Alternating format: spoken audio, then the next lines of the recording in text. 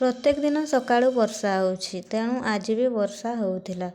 ମୁଁ ବାହାରେ ଦେଖିଲି ଆମର ମାଟି ଚୁଲିଟି ଭାଙ୍ଗି ଯାଇଛି। ତେଣୁ ମୁଁ ତା'ର କ'ଣ ବ୍ୟବସ୍ଥା କରିବି କିଛି ଭାବିପାରିଲିନି। ତାପରେ ଦେଖିଲା ବେଳକୁ ପାଖରେ କିଛି ମାଟି ଥୁଆ ହେଇଥିଲା। ସେଇ ମାଟିକୁ ନେଇ ଆସିଲି। ତାପରେ ସେ ଚୁଲିର ରିପେୟାରିଂ କରିଦେଲି।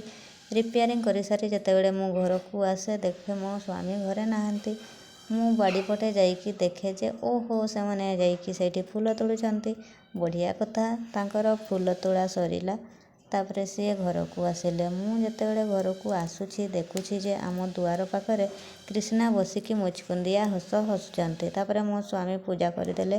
ପୂଜା କରି ସାରିକି ତାଙ୍କର ଖାଇବା ସାରିକି ନିଜ କର୍ମକ୍ଷେତ୍ରକୁ ବାହୁଡ଼ି ଗଲେ।